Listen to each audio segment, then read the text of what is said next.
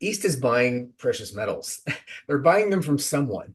They don't produce all of them, or they don't produce all of it. So sure, they may be keeping a lot of what they produce, but they're also consuming a lot of it industrially as well. And so they don't get that back. If they're getting beyond what they produce, they're getting a lot of it from the West. So they're being the smart ones. They're buying it, we're selling it. The bigger they become buyers, the more they have pricing power. And I believe that is definitely transferring east.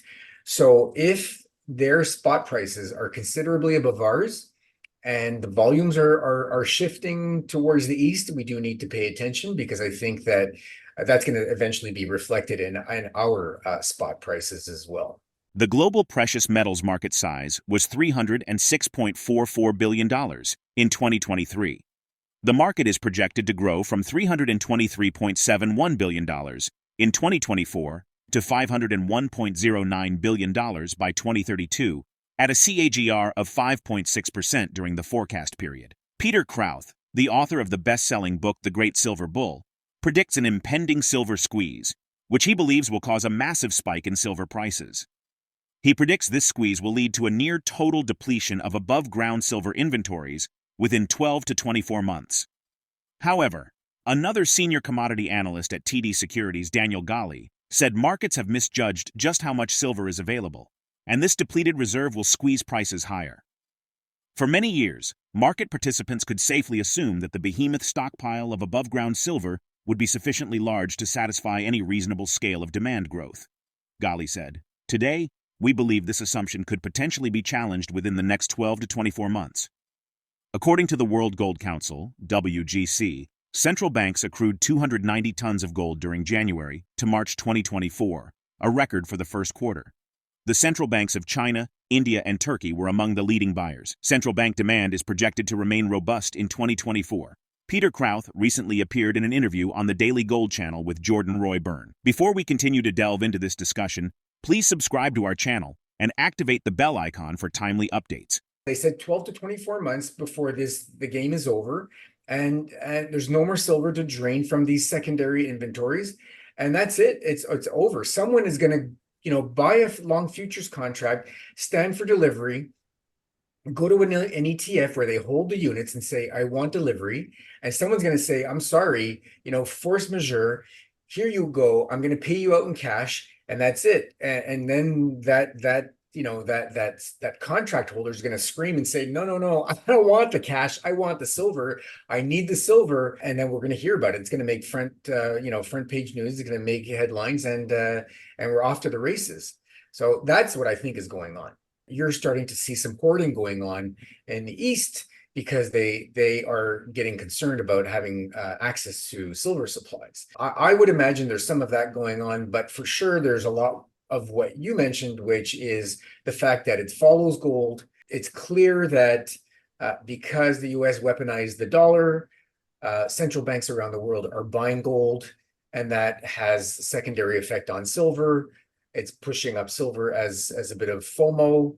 And then you've got, like I say, potentially this, this concern about access to supplies for strategic uses of silver. And it's considered a critical mineral in some jurisdictions. So there's certainly that aspect to it as well. China was used silver as their money for a long time. And that led to all kinds of issues because you had the opium wars, and it was currency for them. So a lot of shenanigans happened when you consider that. The Indians, as I say, they have a big affinity to silver. They're big consumers of silver for jewelry, for silverware. Savvy in the sense that they buy when they feel that it's gotten cheap, when it's backed off, and they sell or they stop buying when they feel that the price has gotten a little bit rich. And, if you look at what happened in 2022, India was a huge buyer of both silver jewelry and silverware. And when you see what happened last year, silver purchases from India for, again, both jewelry and silverware backed off tremendously. And some people will say, oh, that's bearish. And it actually is not. It's actually closer to 2021 levels, which were more normal. It's just that 2022 was such an outsized a year in terms of silver purchases in India that it's an anomaly, and it's come back more to normal. But that just goes to show you how much physical buying of bars and coins, of silver jewelry, of silverware, and in different parts of the world, the East and the Southeast Asians are very, very silver savvy, and they will buy silver as a hedge, a chaos hedge, an inflation hedge. I say watch for them in the future to contribute to future spikes in silver price. There's no question that that's going to come back, and they will be big drivers of it. Gold remains the ultimate monetary metal in global financial markets, making it the go-to safe haven asset in a world of uncertainty and volatility. However, silver's strength comes from its industrial demand, representing more than 50% of the physical market. Ghali said this represents silver's most significant potential. Silver markets may be set up as the most exciting trade in the energy transition theme across the entire commodities complex today, Ghali said in his latest research note. The energy transition is this decade's investment zeitgeist, and implications for silver are often overlooked. In January, the Silver Institute published its Silver Outlook. It expects industrial silver demand to increase 4% this year to a record 690 million ounces as demand for solar energy and electric vehicles remain critical pillars of support within the global green energy transition. According to the 20-year veteran, the recent breakout in gold and silver prices heralds the potential for significant gains, with many more powerful breakouts to come. Krauth is mainly focused on certain macro developments, which he predicts are leading us to an explosive phase for silver prices. Let's get back to the interview. Silver has been used as money longer than gold. From the research, so about 5,000 years. So before gold was used, and there was one point during, I believe about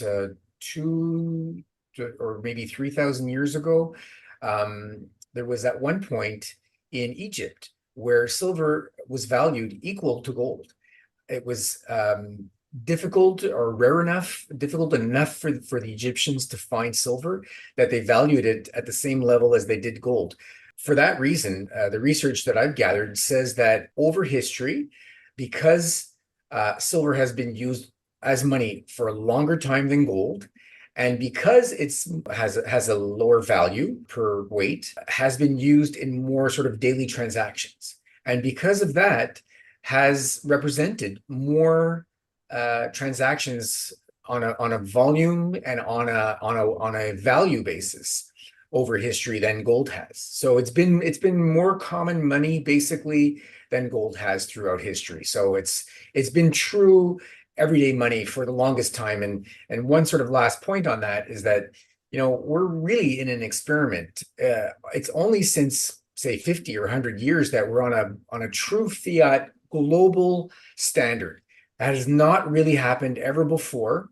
There has always been at least somewhere in the world where you've had precious metals or something backing, even if it's paper money at that point in time. In the US, for example, since say the 60s or 70s, that there's no physical gold or silver that's backing our money. That's quite interesting. So we're living in an experiment. My guess is it's not going to play out all that well. So history, if you look at history tells us the sane and the safe way to run and back money is with some kind of precious metals. I think there was a bimetal standard at one point as well. No, there's no question that silver has been part of US's history, and then in its money, until the 1970s. So, we have a long history with silver and with gold. And people just sort of need to ask themselves, why is that? Why was it?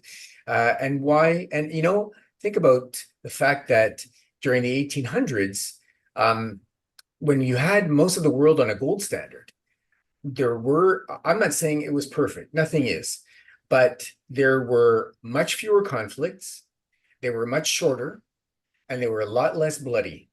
So that was because the countries on the standard, which was most advanced and developed countries at the time were basically had their spending reined in and limited by what they were able to tax, which was, as I say, highly limited.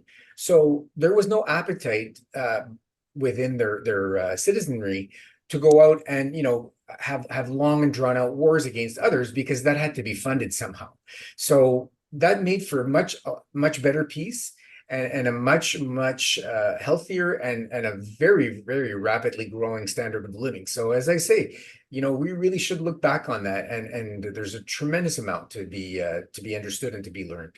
In reply to the question related to China and India retail demand, PeterKrauth asked how much physical buying of bars and coins of silver jewelry or silverware in different parts of the world. The East and Southeast Asians are very silver savvy and will buy silver as a chaos hedge and an inflation hedge. He further argues to watch for them to contribute to future spikes in silver prices. What are your thoughts on PeterKrauth's outlook for silver prices? Drop your thoughts in the comment section below.